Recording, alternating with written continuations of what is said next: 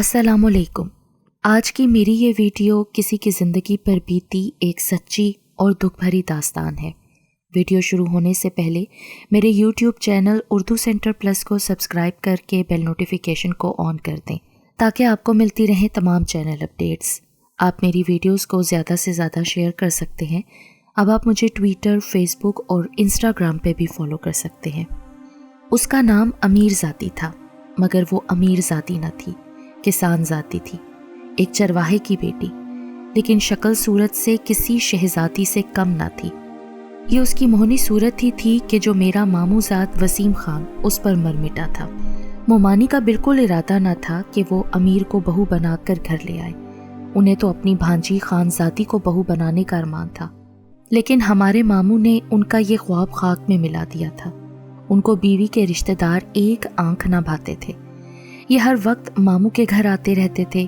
जब आते कई दिन टिक जाते और लौट जाने का नाम ना लेते। मामू लिहाज के मारे खामोश रहते, मगर अंदर अंदर कुड़ते थे कि इन लोगों के गाहे बगाहे आने जाने से उनके घर का निज़ाम दरहम भरम हो जाता था। जब वसीम ने बाप के डेरे पर जाकर बताया कि वो खानजादी से शादी नहीं करना चाहता, तो मामू की बातें खिल गईं। वो कब चाहते थे कि बीवी की भांजी बहू बनकर घर में आ जाए। तो बेटा फिर बता, कहाँ करूं तेरा रिश्ता? बाबा जान, अमीरजादी आपको कैसी लगती है? बहुत अच्छी लड़की है वो, माँ बाप के प्यार से महरूम यतीम बच्ची है। मेरे दूर के रिश्तेदार की बेटी है वो, गैर नहीं है ये लोग। उसके चचा साहब दाद खान से जाकर बात करता हूँ। मुझे उम्मीद है कि वो इसका रिश्ता हमें दे देगा। वो अगर अमीरजादी के बदले 50 भेड़े भी मांगे तो मैं दे दूंगा, लेकिन तेरी खुशी ज़रूर पूरी करूंगा मेरा बेटा, मेरे मामू मोहब्बत खान ने कहा। तो फिर बात करो ना बाबा जान चाचा साहब से। लेकिन अम्मा का क्या बनेगा? वो तो तूफान उठा देगी ना। कैसे मनाएंगे अम्मा को? बात मनवाने का गुर मेरे पास है। कह दूंगा कि अगर तुमने मेरी बात ना मानी तो मैं दूसरी शादी कर लूँगा। नहीं मानोगी तो तलाक भी देकर चलता कर दूंगा। बाबा, तुम ऐसी बात करोगे मेरी माँ से? अरे बेटा, सचमुच थोड़ा ही ऐसा करने चला हूँ। बस औरत को धमकाने का यही तो एक हरबा है हम मर्दों के पास, वरना इतने बुढ़ापे में क्या मेरी मत मारी गई है जो मैं और शादी करूँगा? खानदान में सभी ने 2-2, 4-4 शादियाँ कर रखी हैं, मगर मैंने एक ही की। पूछो तो क्यों? इसलिए कि मुझको तेरी माँ के सिवा कोई दूसरी औरत भाई ही नहीं। अच्छा, तो किसी बात की फिक्र ना कर तू, मैं संभाल लूँगा ये मामला, लेकिन हरगिज़ तेरा रिश्ता तेरे माँ के रिश्तेदारों में नहीं करूँगा। ये बड़े लीचड़ लोग हैं, मुफ्त खोरे। मेरा बस चले तो उनको अपनी दहलीज भी पार न करने दूँ, लेकिन क्या करूँ, तेरी माँ से मोहब्बत है, मैं उसको तकलीफ़ नहीं देना चाहता। यूँ बाप बेटे में बाहर ही बाहर मामला तय हो गया। वसीम के बाबा मेरे वालिद के पास आए, कहा कि तुम रिश्ता लेकर अमीर बीबी के घर जाओ और उसके चचा चाची से बात करो जिन्होंने उसको पाला है। ये लोग तुमको हरगिज़ इनकार ना करेंगे। मामू की बात भी सही थी। अमीरजादी के चचा से मेरे वालिद साहब की गाड़ी चलती थी। हर भले बुरे वक्त में हमेशा वो उनके काम आते थे। दोनों पगड़ी बदल भाई बने हुए थे। अमीरजादी का घर हमारे घर से ही जुड़ा हुआ था। मेरा और उसका बचपन एक आंगन में गुजरा। वो मेरी प्यारी सहेली थी। हम कभी अपनी कोई बात एक दूसरे से छुपाते नहीं थे। मैं उसे प्यार से मीरू कहती थी। मुझको मीरू के सब दुख मालूम थे।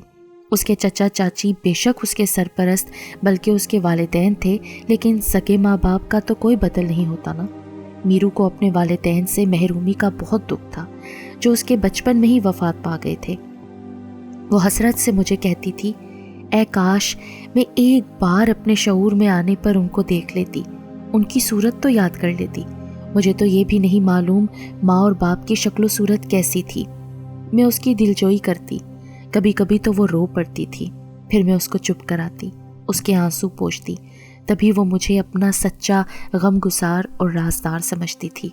हम एक ऐसे पहाड़ी गांव में रहते थे जहाँ के रस्म व रवाज आज के तरक्की याफ्ता दौर में भी बहुत अजीबोगरीब हैं। बल्कि ये ऐसे रस्म व रवाज हैं जो औरत को पैर की जूती और मर्द को सर का ताज बनाते हैं। मियाँ और बीवी के खूबसूरत और मुकद्दस रिश्ते में कोई तवाज़ुन नहीं है। अगर कोई मर्द अपनी बीवी का ख्याल रखता है तो उसको जन मुरीद कहकर नज़रों से गिरा दिया जाता है। अगर वो सहरो तफरी की गर्ज से बीवी को साथ लेकर कहीं जाए तो ख़ानदान भर ही नहीं, सारा गांव ही उसे नज़रों से गिरा देता है। برادری والے اس پر ہنستے ہیں اور آوازیں کستے ہیں، کہتے ہیں لو وہ آ رہا ہے عورت کا غلام، یہ اب ہم مردوں میں بیٹھنے کے لائق نہیں۔ خیر، ماموں نے اپنی بیوی سے جیسے تیسے اپنی بات منوا لی۔ وہ امیر زادی کی شادی اپنے لختے جگر وسیم سے کر کے اس کو بیاہ کر گھر لے آئے۔ وسیم کی تو وہ چاہت تھی، وہ میرو سے بہت پیار کرتا تھا، مگر گھر والوں سے چھپ کر، سب کے سامنے درستی سے اس کے ساتھ ہم کلام ہوتا تھا، کیونکہ ہمارے علاقے میں یہ رواج صدیوں سے چلا آ رہا تھا کہ جب تک مرد اپنی دلہن کو مار پیٹ نہ لے وہ کچہری میں گردن اونچی کر کے نہیں بیٹھ سکتا تھا۔ یہاں تو دوسری شادی کرنے والے مرد کی بھی پیٹ ٹھونکی جاتی تھی، اس کو شاباش دی جاتی تھی۔ ہمارے یہاں مرد عورتوں کی گلہ بانی سے ہی معاشرے میں عزت پاتے ہیں۔ جس مرد کی جتنی زیادہ بیویاں ہوتی ہیں اسی قدر وہ زیادہ قابل تحسین اور احترام کی نظر سے دیکھا جاتا ہے۔ اگر کوئی عورت اپنے شوہر کے دل میں گھر کر لے تو ایسے مرد کی تو شامت ہی آ جاتی ہے کہ وہ گھر والوں کے سامنے بیوی سے پیار کی بات تک نہیں کر سکتا۔ اب یہی حالات میرو کے ہوئے۔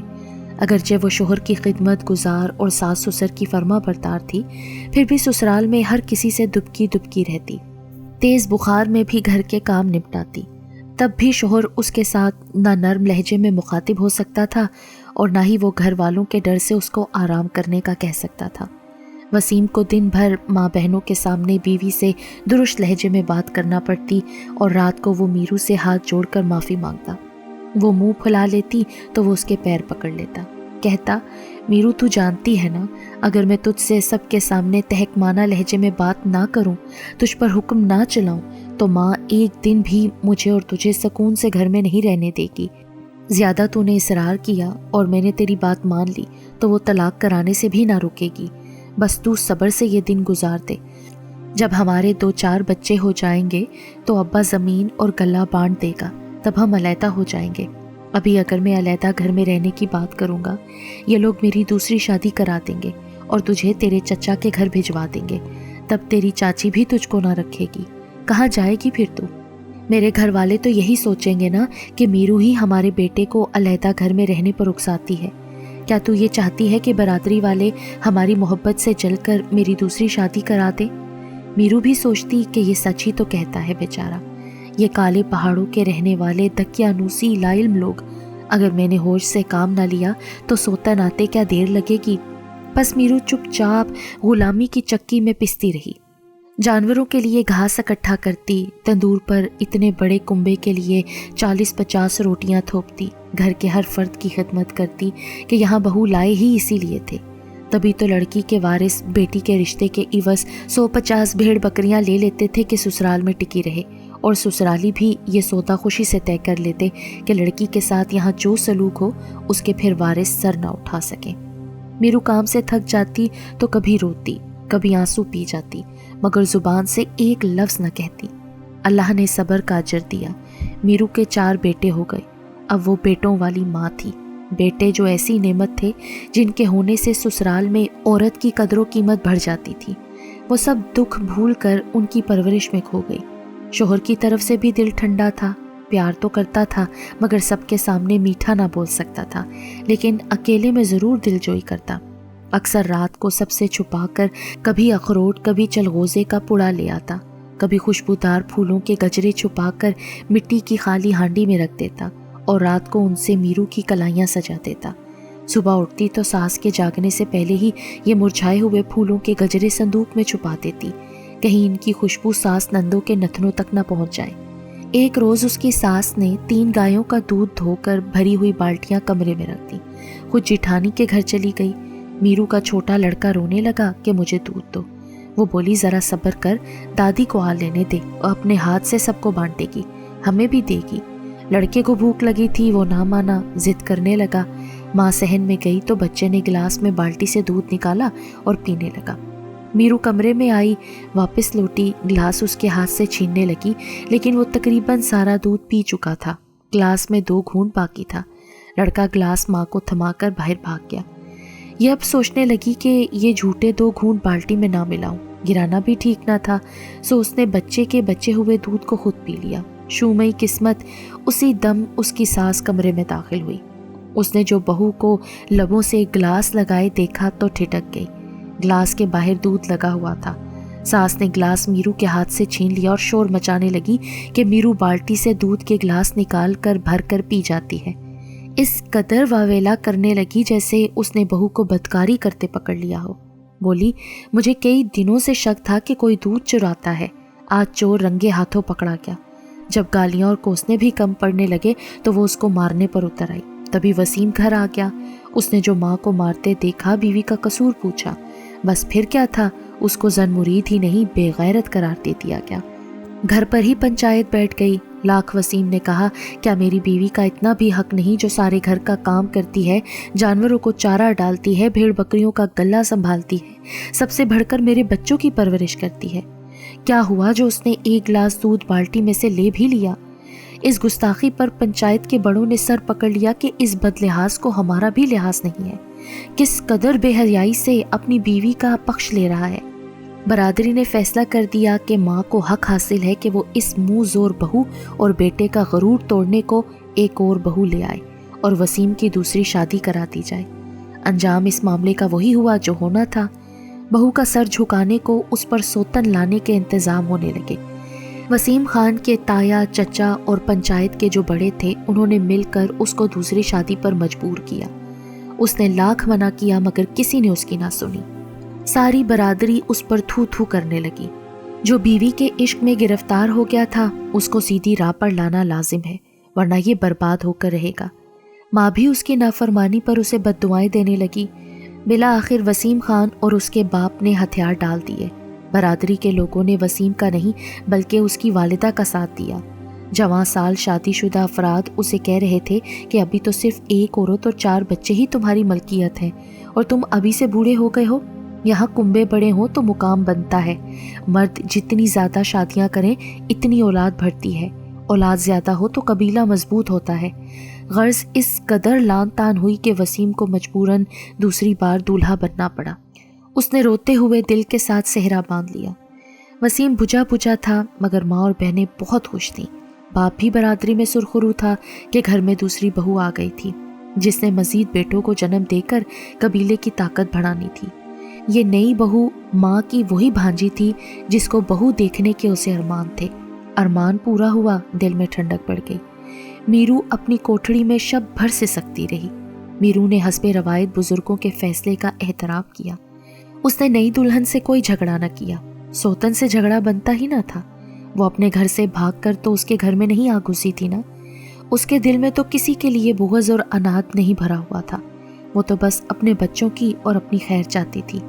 वसीम ने दूसरी शादी बरादरी के दबाव में आकर कर तो ली थी, लेकिन वो अपनी नई नवेली दुल्हन से सीधे मुंह बात नहीं करता था, जिस पर उसकी माँ को दिली तकलीफ पहुंची।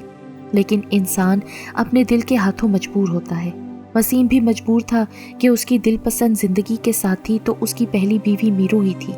इसी कश्मकश में घर जहन्नुम और जिंदगी मौत बन गई। बच्चे अलग परेशान थे। मीरू को ना सही उसके बच्चों को तो सुख चैन और घर वालों का प्यार नसीब था। अब नई माँ के घर में आ जाने से घर वालों की तवज्जो उसकी तरफ रहने लगी और बच्चों की तरफ उनके प्यार में कमी आ गई। मीरू ने खुद को समझा लिया कि अगर यही हम पहाड़ी बासियों का तर्ज मौशरत है तो बस इसी तरह जिए जाओ, अपने बच्चों की खातिर, जैसे कि कबीले की और औरतें जीवन जी रही थीं। और भी तो यहाँ कितनी ही सोतनों के साथ सब्र से रह रही थीं। सास जो सुनाती वो सुन लेती, चुप रहती। शोहर अलबत्ता अब भी पहले जैसा था। ना वसीम बदला और ना ही उसका प्यार कम हुआ। पहले भी वो तन्हाई में उससे इजहार मोहब्बत करता था और अब भी तो क्या फ़र्क पड़ा जो उसकी ज़िंदगी में एक और औरत आ गई। नई आने वाली के नसीब में तो शोहर के प्यार की वो दौलत नहीं थी जो मीरू की झोली में थी। बिला आखिर नई दुल्हन एक और चाल चल गई और मीरू का प्यार और गरूर सभी कुछ छिन गया। कबीले की 2 रिश्तेदार बूढ़ी औरतों ने जो उसकी सोतन की रिश्तेदार थीं ये गवाही दे दी कि जब मीरू की माँ फोत हुई थी तो वसीम की माँ ने उस 3 माह की बिलकती रोती हुई बच्ची को अपनी छोटी बेटी के जन्म लेने के कुछ अरसे बाद एक रोज़ अपना दूध पिलाने की कोशिश की थी। ये अमर वसीम की माँ को तो याद न रहा था, लेकिन गवाही देने वाली औरतों ने कहा कि हमें याद है ये बात। अगरचे ये एक मशकूक बयान था, लेकिन हर कबीले के बुजुर्गों ने अपने गांव के मौलवी से सलाह मशवरे की खातिर रुजू कर लिया। جس نے کہا کہ اگرچہ بچی نے وسیم کے ساتھ اس کی ماں کا دودھ نہیں پیا، لیکن اس کے بعد پیدا ہونے والی اس کی کسی چھوٹی بہن کے ساتھ اگر پی لیا تو بھی وہ اس کی دودھ شریک بہن ہو گئی، یوں اس کا وسیم سے نکاح جائز نہیں۔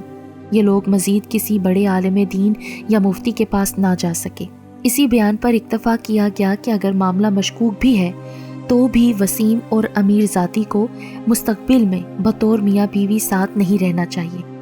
گاؤں کے مولانا نے تو صحیح بات کہی کہ دودھ شریک بہن بھائی میں نکاح جائز نہیں، مگر یہ امر کوئی ثابت نہ کر سکا کہ جو گمان ان دونوں کے بارے میں بوڑھی عورتوں نے ظاہر کیا ہے وہ درست بھی ہے یا نہیں۔